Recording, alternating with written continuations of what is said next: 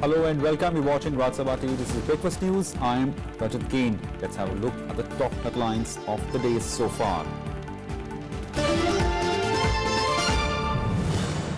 High voltage campaigning for remaining two phases in Uttar Pradesh continues. Prime Minister to address two rallies. Akhilesh Yadav 7, Mayawati 1 rally. Several Congress leaders also campaigning.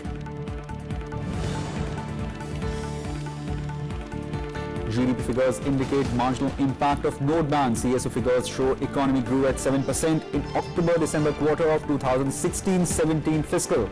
Opposition says numbers doubtful.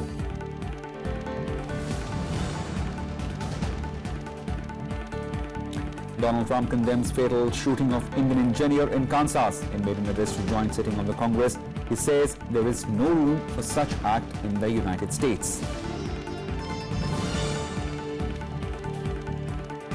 Russia and China veto West-backed UN resolution imposing sanctions on Syria over chemical weapons use. Resolution would have banned sale of helicopters to Syria.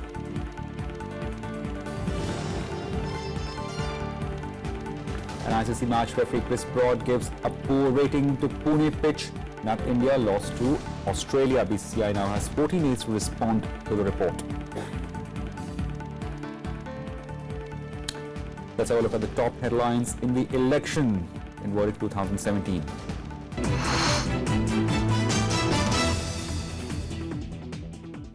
Campaigning is on in full swing for the remaining two phases of elections in Uttar Pradesh to be held on March 4th and March 8th. Today, Prime Minister Narendra Modi will address two rallies in Maharajganj and Devariya that vote in the sixth phase. Chief Minister Akhilesh Yadav continues with his string of rallies, with 7 of them slated in Devariya and Mau that vote in the penultimate phase. BSP Chief Mayawati rally is also slated to be held in Sonbhadra. Congress leader Ghulam Nabi Azad will address a rally in Gorakhpur, while Raj Babar and Pramod Tiwari will address rallies in Maharajganj and Gorakhpur. Now, ahead of the sixth phase of polling for the Uttar Pradesh Assembly elections on March 4th, political bigwigs had a busy day on Tuesday in the state. Chief Minister Akhilesh Yadav once again attacked Prime Minister Modi for his fractured mandate remark. BSP Chief Mayawati and Home Minister Rajnath Singh also held various rallies in the poll-bound state.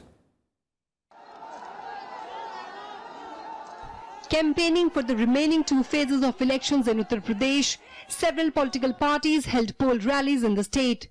Addressing a political meeting at his father Mulayam Singh's constituency Azamgarh, Chief Minister Akhilesh Yadav targeted Prime Minister Narendra Modi for his fractured mandate remark. He said those talking about getting 300 of the 403 seats were now settling for a coalition government. पहले तो प्रधानमंत्री जी उनकी party के लोग कहते थे कि 300 सीटें जीत करके आ रहे हैं। पता नहीं बहु आते आते तक कहने लगे कि गठबंधन की सरकार बनने जा रही है। और अभी आजमगढ़ शायद नहीं आए हैं। और आजमगढ़ इसलिए नहीं आए कि वो जानते हैं 10 की 10 सीटें साइकिल के संग जाने वाली हैं। BSP Chief Mayawati addressed two rallies in Ghazipur and Mau districts. In Mau, she alleged that the ruling BJP at the centre wanted to end reservation in government jobs.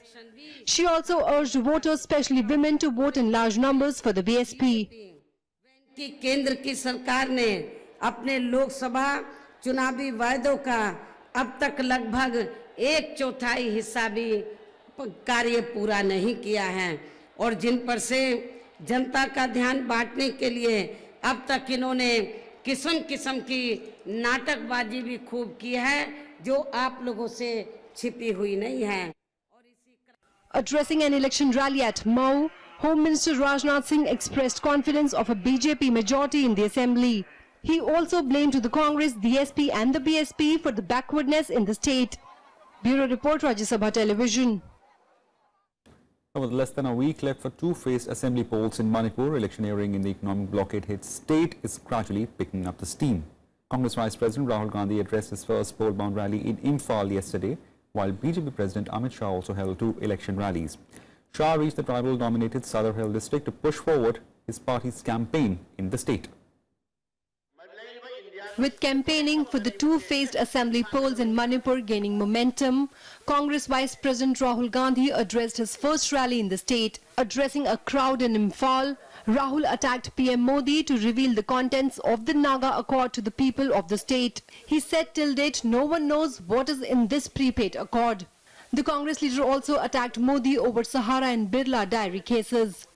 Manipur के चीफ मिनिस्टर को Naga accord के बारे में कुछ नहीं मालूम। अजीब सी बात। मैंने कांग्रेस प्रेसिडेंट सोनिया जी को कहा नहीं, ये बोबी जी को नहीं मालूम। फिर हमने कहा कि देखो सरकार में पूछते हैं किसी से। हमने नरेंद्र मोदी जी के मंत्रियों से पूछा, पता लगा उनको भी नहीं मालूम। Rahul also highlighted the developmental schemes led by the Ibobi Singh government. He said that only Congress government can fulfill the people's dreams in the state. मैं चाहता हूं कि ऐसा दिन आए कि इबोबी जी अमेरिका जाएं, अमेरिका में वो एक शॉल खरीदें और शॉल पे लिखा हो मेड इन मणिपुर।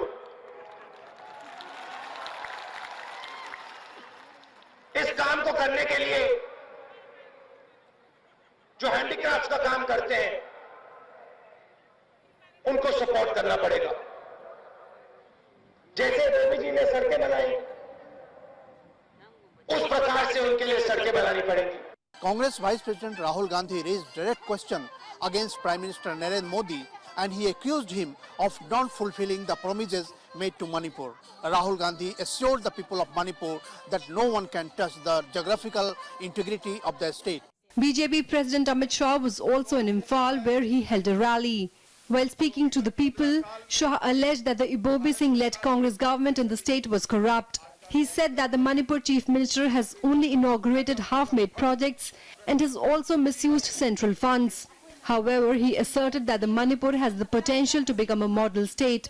स्वास्थ्य सेवाएं, हेल्थ के लिए जो सेवाएं चाहिए, इंफ्रास्ट्रक्चर चाहिए, अगर वो मणिपुर में उपलब्ध नहीं है, रोड बने नहीं है, मणिपुर के अंदर बेरोजगारी है और मणिपुर के अंदर लॉ एंड ऑर्डर की स्थिति ठीक नहीं है, तो इसके लिए केवल और केवल इबोबी सिंह की एक कांग्रेस पार्टी की सरकार जिम्मेदार है। For the first time, the Ibobi Singh-led Congress party faces a stiff electoral challenge from its arch-rival BJP in the assembly elections that are set for March 4th and March 8th. With inputs from Akhilesh Suman, Bureau Report, Rajya Sabha Television.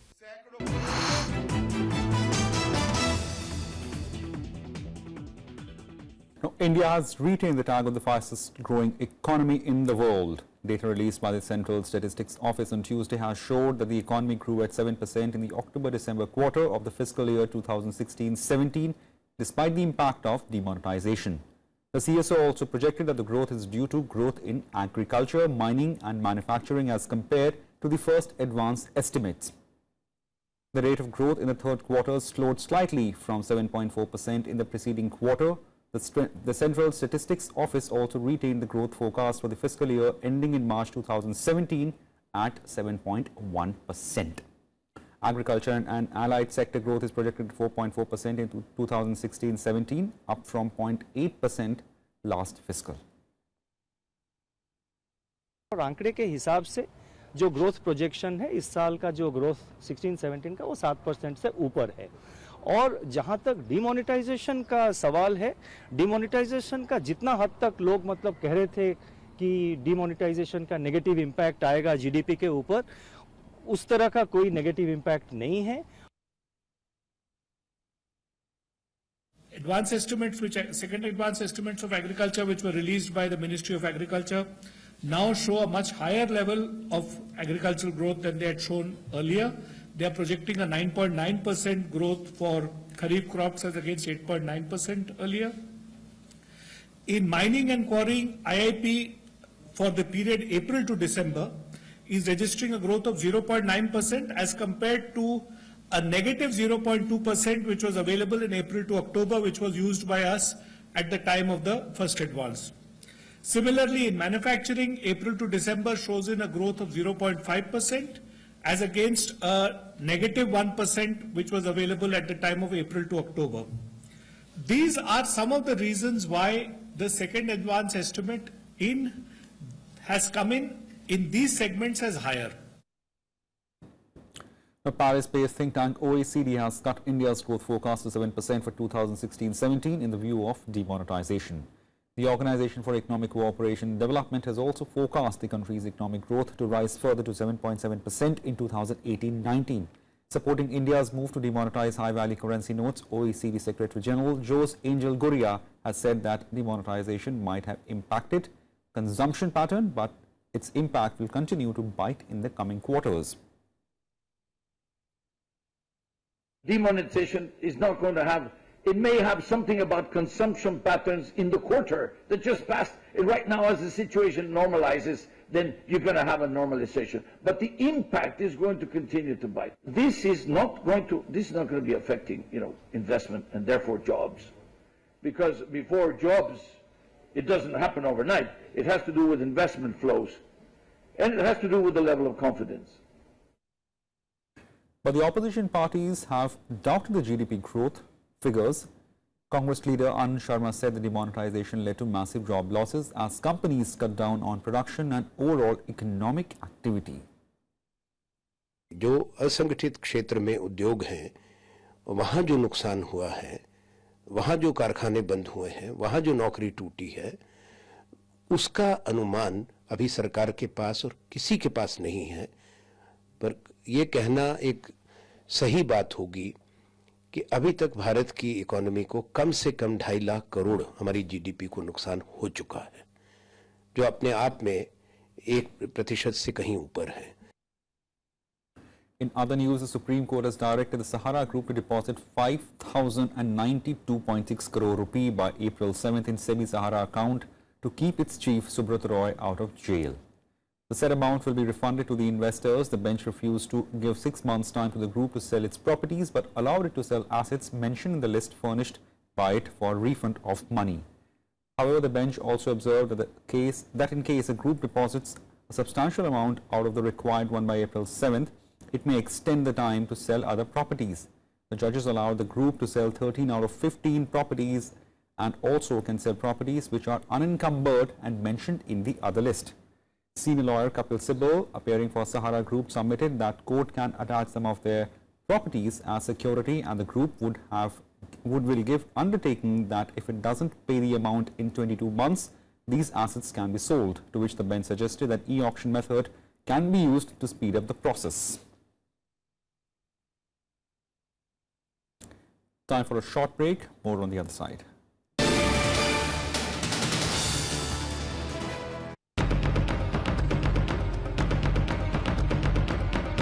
It's election time again.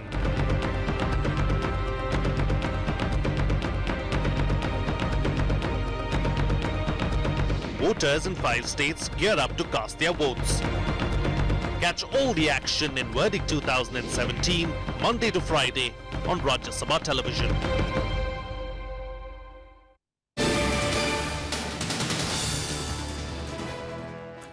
Welcome back. Shifting focus to students' unrest in Delhi University. A case of sexual harassment and criminal intimidation has been registered in connection with the alleged rape threats to student Gurmeer Kaur. The FIR was registered following Kaur's complaint to the Delhi Commission for Women. She has received the threats after she began an online campaign against ABVP following the violence at Rajya College last week.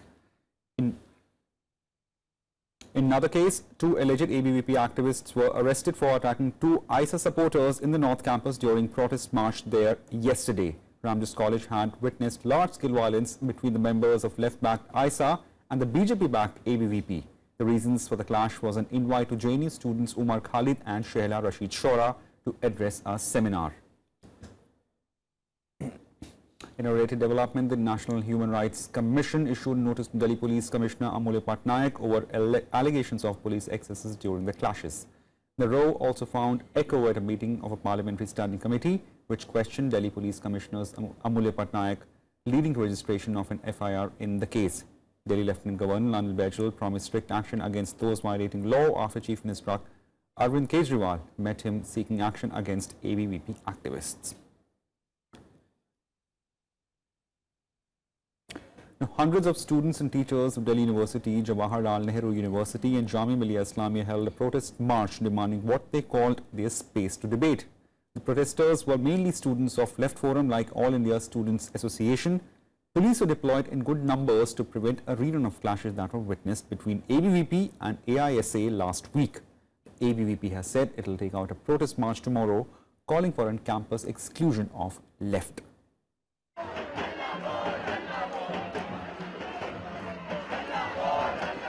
Students and teachers in Delhi on a march to save universities from what they call the onslaught of the ABVP and curbing of dissent. Slogan-shouting protesters from Delhi University colleges, JNU and Jamia Millia Islamia holding posters marched through the roads of North Campus towards the Arts Faculty building. Most of them belonged to Left Fora. You have a situation where one organization today is trying to impose its ideological positioning. Since they cannot do it with reason, they are resorting to violence and terror. That has to be opposed by any Democrat. And I think what Gurmeher has done was a big service to uphold the basic constitutional values of the Republic of India. Earlier, college student Gurmeher Kaur withdrew from her social media campaign against the ABVP after allegedly receiving threats from members of the RSS-backed outfit. Minister of State for Home Kiran Rijiju also clarified his statements on the controversy. एक जवान बच्ची हैं, college में पढ़ती हैं, उनका अपना एक फ्रीडम है, उनका अपना सोचने का एक तरीका है, उनको लेकर के कोई विवाद का विषय बनाना ठीक नहीं है, वो बच्ची हैं। मेरा सिर्फ ये जो वामपंथियों को कहना है कि आप लोग जब भी हमारा कोई जवान शहीद होते हैं तो आप लोग जश्न मनाते हैं और आज आप यूनिवर्सिटी कॉलेज में जाकर के लोगों का, हमारे जवान लड़कों लड़कियों का आपको गुमराह करने का कोशिश करता है, ये ठीक नहीं है। क्या बोलने की आजादी के नाम पर देश को तोड़ने की अभियान चलाया जाएगा? कश्मीर को आजाद कर दो, बस्तर को आजाद कर दो, भारत मां के टुकड़े होंगे और जो बात कही जाती है जेएनयू कैंपस में, अब वही स्वर डीयू में कहने की बात हो रही है, तो ये हम ठीक नहीं मानते। The police registered a case of sexual harassment and criminal intimidation against unknown persons in connection with the rape threats against Gurmeher. Supporting Gurmeher, the Aam Aadmi Party led by Delhi Chief Minister Arvind Kejriwal demanded action against the ABVP for allegedly triggering violence on the campus last week. जिन लोगों ने भी ये मारपीट की है, उन लोगों के खिलाफ सख्त से सख्त कार्रवाई की जाए, उनको गिरफ्तार किया जाए। जिन लोगों ने भी राष्ट्र विरोधी नारे लगाए, उनको गिरफ्तार किया जाए। Senior party leaders also made a representation to Delhi Police Commissioner Amulya Patnaik in support of Gurmeher Kaur. The cyber crime cell of the crime branch of Delhi Police has registered a case under section 354A and 506 of IPC and section 67 of the IT Act, and investigation has been taken up. Gurmeher Kaur, a Kargil war hero's daughter and a first-year English student at Lady Shri Ram College, is at the center of the controversy after she expressed her opposition to the stance of the RSS-backed Akhil Bharatiya Vidyarthi Parishad last week. She protested after the cancellation of an event involving JNU student leaders Umar Khalid and Shehla Rashid triggered clashes between the ABVP and left-backed ISA last week. Bureau Report, Rajya Sabha TV.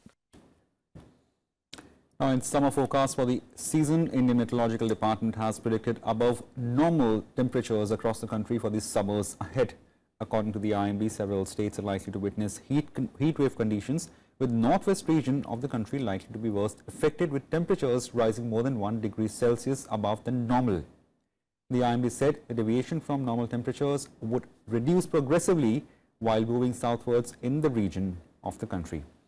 It also said the borderline to weak La Nina conditions were currently prevailing over the Pacific Ocean, and these were likely to weaken further and become neutral ahead of the monsoon season. 2016 has been recorded as the hottest year since year 1901. A health survey conducted by government has shown positive trends, including improved sex ratio and decline in the infant mortality rate during 2015-16. The National Family Health Survey for 2015-16 was conducted after collecting information from 6 lakh households. It also provided district-level estimates for the first time. According to the findings, infant mortality rate fell from 57 to 41 per 1,000 live births since the last survey a decade ago. IMR dropped by more than 20% points in Tripura, West Bengal, Jharkhand, Arunachal Pradesh, Rajasthan and Odisha.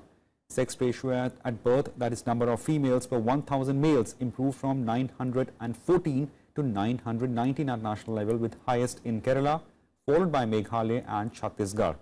Haryana also witnessed a significant increase from 762 to 836. A look at what else is making news across the country in Nationwide. From today, most of the banks will begin levying transaction charges above the specified cash and transaction limit per month. Banks believe that the charge will discourage people to withdraw cash and help move towards digital payments. Finance Minister Arun Jaitley has already put a cap of Rs 3 lakhs for a cash transaction in the union budget for 2017-18. Ajay Tyagi will take charge as new chairman of SEBI. The 59-year-old will replace UK Sinha, who has been at the helm of the security market regulator for 6 years. Tyagi has been appointed for a period of 3 years.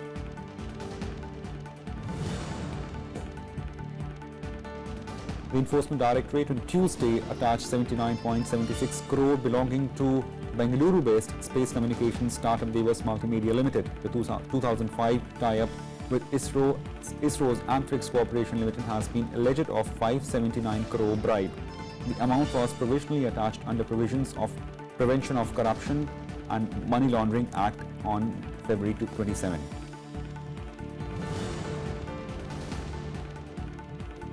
West Bengal CID has arrested one person from Panitanki near Indo-Nepal border on Tuesday for allegedly trafficking 2 minor girls. According to officials, these girls were being sent to Delhi and from there would have been sent to Nairobi, Kenya. The investigation is on for Delhi and Nairobi-based traffickers. In this case, the CID managed to break into international human trafficking racket.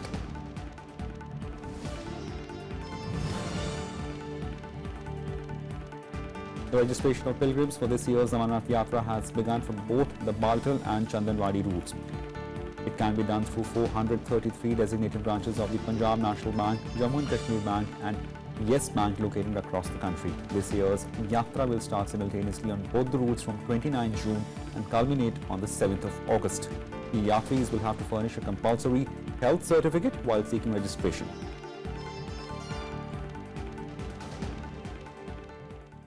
Prime Minister Narendra Modi is expected to visit Israel by the middle of this year. The details of the visit are not yet known.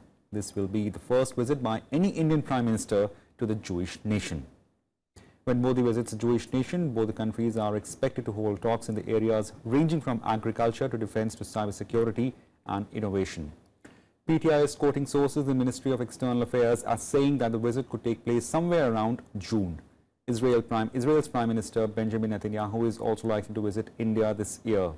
The visit is being planned as the two nations celebrate 25 years of diplomatic ties this year. During the last day of his 5-day UK visit yesterday, Finance Minister Arun Jaitley held a series of meetings with UK investors. Jaitley projected India as one of the bright spots for the investment amid global economic slowdown. Jaitley highlighted that issue of mobility of Indian IT professionals is one of considerable concern. He also represented the Indian government at a gala launch of UK-India Year of Cultural hosted by Queen Elizabeth II at Buckingham Palace.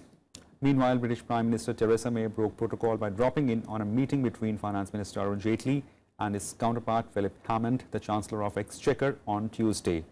Brexit and its implication on India-UK ties and issues of certain individuals who have overstayed in Britain in apparent reference to liquor baron Vijay Mallya were among the topics that were reportedly touched upon during the meeting.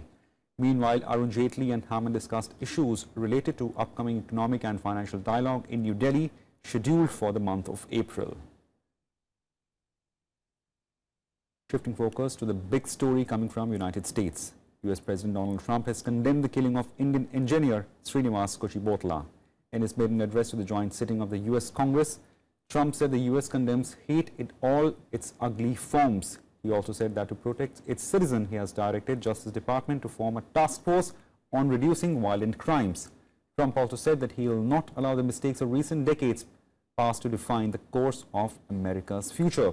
He also vowed to continue to tighten immigration rules.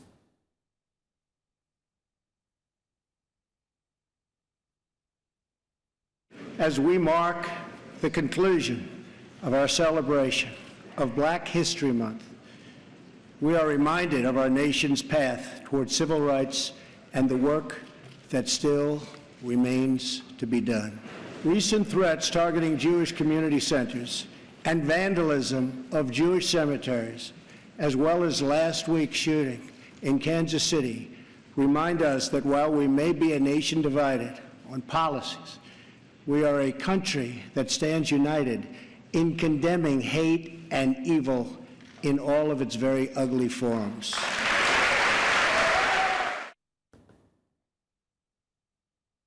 Those given the high honor of admission to the United States should support this country and love its people and its values. We cannot allow a beachhead of terrorism to form inside America. We cannot allow our nation to become a sanctuary for extremists. That is why my administration has been working on improved vetting procedures, and we will shortly take new steps to keep our nation safe and to keep those out who will do us harm. Russia and China have vetoed a West-backed UN resolution against Syria. The resolution would have imposed sanctions on Syria over chemical weapon use. The measure was drafted by Britain, France and United States. It won 9 votes in the favor of UN Security Council, while 3 countries opposed it. China, Russia, Bolivia, Kazakhstan, Ethiopia and Egypt abstained. UN resolution requires 9 positive votes and no veto to be adopted. It was 7 times that Russia, Syria's top military ally, has used its veto power to shield the Damascus regime. China, also one of the 5 veto-wielding permanent members of UN Security Council, has joined Russia in vetoing 6 resolutions on Syria. Russian President Vladimir Putin had warned that imposing sanctions on Syria during ongoing peace talks in Geneva was completely inappropriate and would undermine the effort to end Syria's nearly 6-year war. The resolution would have put 11 Syria, mainly military commanders and 10 entities linked to the chemical attacks in 2014 and 15 on a UN sanctions blacklist. Now moving on to the sports, the pitch used for the first test between India and Australia in Pune has been given a poor rating by the ICC match referee Chris Broad. In accordance with ICC pitch and outfield monitoring process, Broad had submitted his reports expressing concern over the quality of the pitch. The ICC has forwarded the match referee's report to the BCCI, which has now 14 days to respond. In the Pune test, Australia had won the match by 333 runs, which ended in the posted session on the day 3. The visitors bowled out India for 105 and 107 in both the innings. Spinners accounted for 31 of the 40 wickets that fell during the test. In a similar incident in November 2015, the Nagpur pitch was also rated poor by ICC match referee Jeff Crow during India versus South Africa test match that ended inside 3 days with an emphatic victory for the hosts. That's it for now. Keep watching Rajya Sabha TV for more.